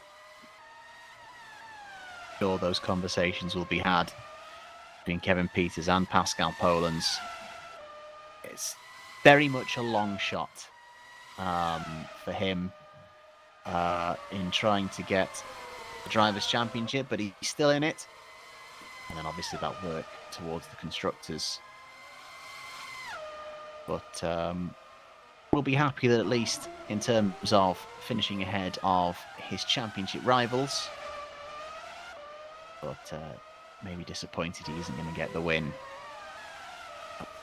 Yannis Volborn was last a race winner, round 13 in Brazil last season. Tore out his season with a third place finish in Japan. He is going to be back on the top step, barring a controversial incident in these final 6 or 7 laps. 6.5 laps to go. Well, imagine having been in a coma for a year, coming back, watching WMSC. Oh, this looks like nothing has changed. Wilbon Poland's Pushka, of course. Exactly. And it's this race has very much been the outlier of the season. In the meantime, Thiago Melo is currently running 12th a lap down. Thiago Melo obviously joining halfway through the season, replacing the outgoing João Fernando Lebao, who left for personal reasons. And in fairness to Thiago Melo, he has steadily been on a curve of improvement. His first 3 results were 16th, 15th and 14th, and today, even though lap down, may be on or finishing his best of 12th in the Bravo Snow Shatton. Yeah, and I think it really is a decent effort. He stayed out of trouble, especially in this race, which was very difficult to stay out of trouble, actually. And yeah, considering the performance of the Bravo Snow Shatton, which we see quite well with Gustavo Frigoto, of whom we know what he's capable of, yeah, it is just running on hopes and prayers to finish in the points with these cars at the minute. So yeah, next year, let's see how things will go for them. Absolutely. It's worth noting the gap between Laflamme and Smith, and then in turn the gap between Laflamme and Murnau, both gradually coming down. But I think the gaps are both so wide to begin with the time left. I don't think anyone's going to get close enough to cause any problems for anyone. So yeah, I think it's been a good afternoon for both Lam and Murnau, considering how bad lap 1, turn 1 went for both of them.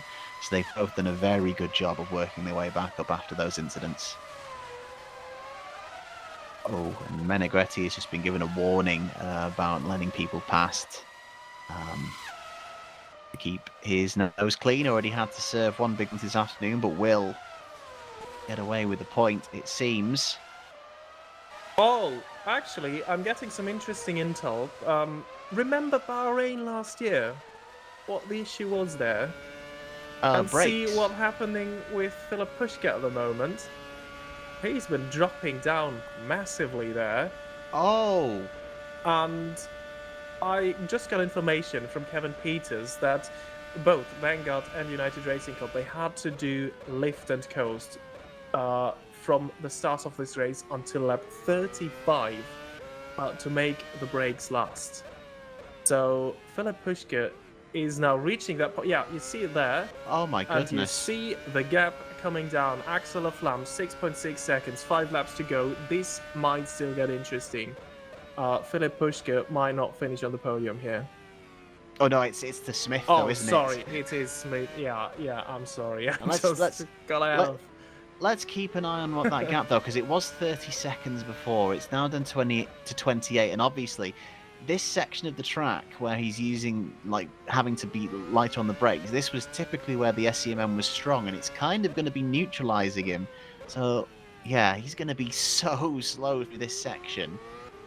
Question is it going to be enough time? It's noted, though, Laflamme has brought it down to 6 seconds to Smith, so keep an eye on that gap too. But, oh, wow.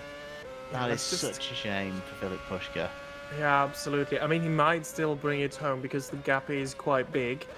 But let's just compare lap times when he crosses the line. His last lap was a 146.7, Misha Smith 141.5, 5 seconds quicker. At this rate, Pushka might just hang on, but the brakes won't improve. It will only get worse from him. And this can happen to anyone essentially right now. And it's interesting because obviously he was so unlucky with the timing of that virtual safety car. But wouldn't it have been more heartbreaking if this had happened to him from the lead of the race? Because it seems like he maybe wasn't factoring in this brake issue maybe affecting him.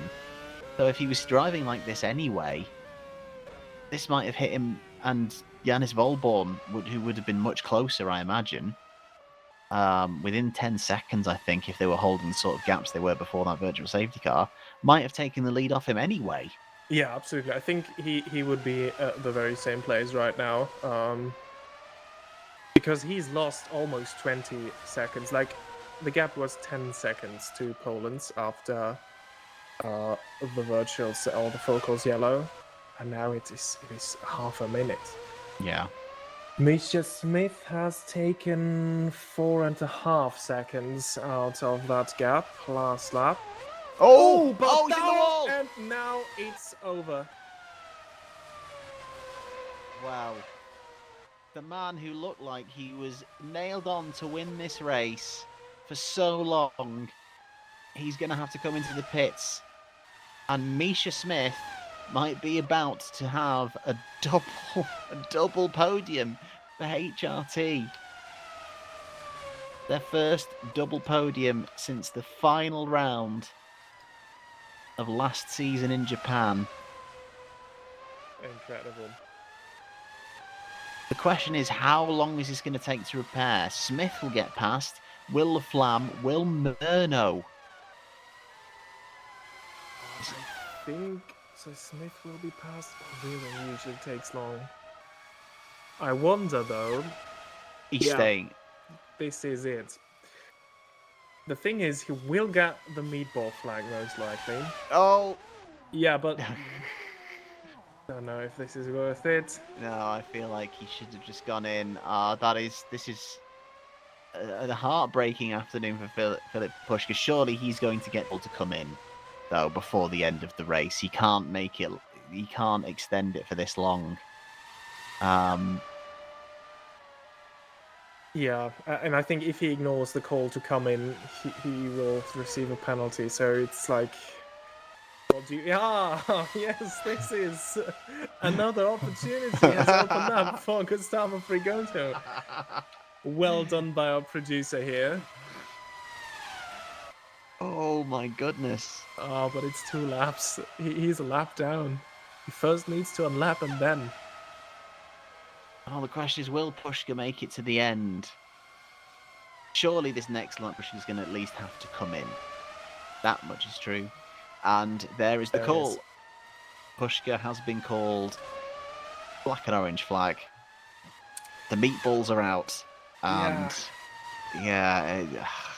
that was not worth it, staying out that extra lap, because now he loses much more than coming in a lap earlier. And of course, he risks putting it into the wall again.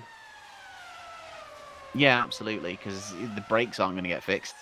As far as I'm aware, I'm right in saying that. I think the brakes are the brake wear is persistent. It's not like he's going to do a full brake change on the car. So yeah, he's still going to have that problem regardless. Obviously, with Curtis being a lap down, he can only drop as far as 6th. And to be honest, I think regardless of if he came in this lap or the next one, because of managing that brake issue, that's where he would have ended up. But Misha Smith is going to go back-to-back on the podium by the looks of it. And Holland Racing Team are going to have their first double podium of the season. What a recovery after that first round, where for the first time in their history they didn't score a single point. And then regular point scorers to double podium before the end of the season. That's a hell of a recovery. Laflamme up to 4th, Murnau up to 5th. A damage limitation once again is huge for him. And Lucas Murnau's got to be thinking now that the title is almost there, but there's still many ways it could go wrong between now and then. He's just got to keep his nose clean. Good work this afternoon. Curtis has unlapped himself. But I don't think it's going to take a whole lap. In the meantime, here is Frigoto. The gap is 15 seconds now to Meneghetti. Yeah, but he's also unlapped himself, and Pushka is still stationary in the pits. Well, let's see how long. How long is it going to take him? So the wing is on. He's off and running now. 6th then. He's still going to manage his brake issues, he says, as Walborn is on the last lap. But hopefully he should be able to hang on about 50-odd seconds. So, just updated championship standings. Murnau, 20-point lead over both Philip Pushka and Pascal Polens as they're on right now. So, Murnau 133 Polens and Pushka 113. But Polens will be ahead on countback because he has one race win more than Philip Pushka.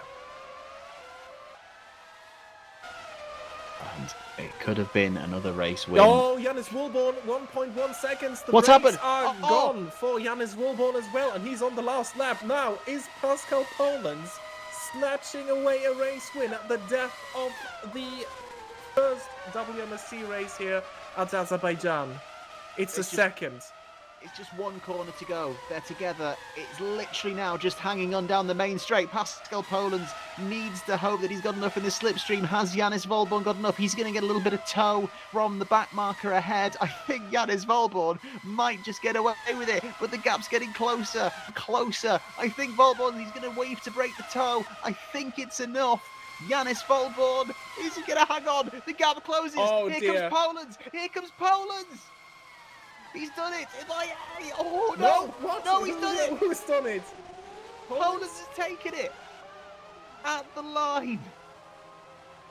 Pascal Polens snatches the win! That's incredible! Wow. What have we just seen?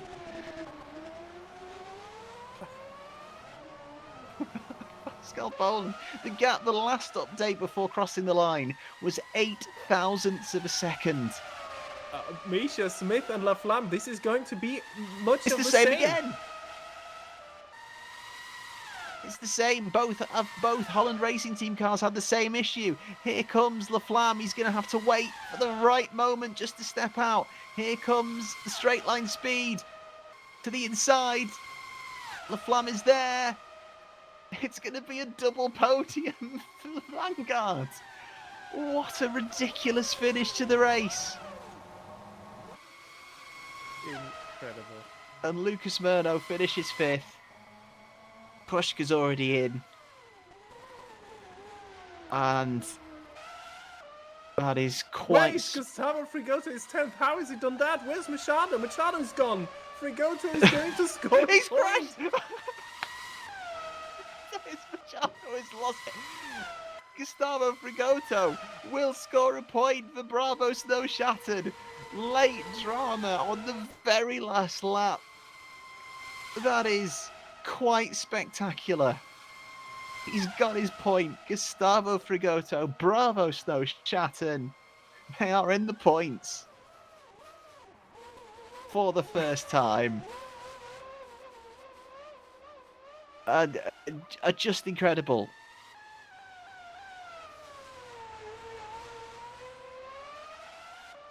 It's been commentators' curse again, hasn't it? I mean, we were talking about, the gaps are quite big. This race pretty much over, like 10 laps ago. And then we have a photo finish, essentially. Can we, before the server dies, do you reckon we'll be able to get a replay of that finish? That was incredible. That was absolutely incredible. The gap it shows for me on the timing as they crossed the line was 14 thousandths of a second, as also pointed out by Philippe Sodre in the chat. That's just insane. We are just having the top three move. Bear with us one moment. We're just looking at a replay of the end of the race. And here we go. Pascal Polands to the inside and crossing the line 14 thousandths of a second between them. Absolutely insane. And on that, we will go to Pascal Polands. We're kind of speechless at the end of that race. How are you feeling, Pascal? Flabbergasted. It's yeah, brilliant, effing nice to win. Yeah, I'm kind of lost for words, but yeah, what a finish! I mean, the rest of the race wasn't too special, I think, in terms of viewing the race, but yeah, I think the end made up for it. No, that we were, as Robin was just saying, we were talking about there were quite big gaps spaced out, with the top guys. Obviously, for you, the start it was a great start, but then, yeah, just didn't seem to have the straight line speed to keep up with Yanis and Philip in the early parts of the race. Yeah, was there kind of a little bit of umming and ahhing on how to set up the car for this one? Because I think people maybe really tried to lean into the straights and neglected the twisty parts of the circuit. Well, actually, we also were set up completely for the straights, but yeah, we saw in practice that the breakaway is so high on the straight that we said, okay, in the first stint, maybe first 20, 30 laps, we'll just lift and coast. And protect the brakes for the rest of the race. And it pretty much worked out to the last millisecond in the end. So it was all planned, to be honest. And yeah, it worked out for both you and your teammate, who we'll come to in a second. But incredible. Obviously huge for the constructors title. It's going to be quite close and quite tight in terms of the drivers' championship. Obviously, the gap is, I think, 17 points now between you and Lucas. Still hanging on for that fight with 4 rounds to go. I mean, I can dream of it, but I think the last 2 races showed that Mono is most of the time the quickest guy, but he just had bad luck the last couple of races. So yeah, let's see how it plans out with his new engine. I have my old ones, so yeah, if he has one more bad race, we'll speak again. But at the moment, I think he's still pretty much in pole position for the championship. Well, congratulations on keeping it clean and being there to pounce Pascal. An incredible win. Yeah, thank you very much. Yanis, welcome back to the streams. It's been good to see you back, and we thought we were going to be celebrating a lap of honor return win. Really good performance, but was it brakes in the end for you that caused that slowdown? Hello again. Yeah, it was my left front brake, which was gone. That's such a shame. But obviously, you've had some time away from driving. How is this year's Holland Racing Team car to drive? You seem to settle back into things quite quickly. Yeah, well, I was with the team. I developed setups with them. So yeah, the car wasn't new for me. But yeah, car feels good to drive. A bit slow on the straight. 14 thousandths too slow.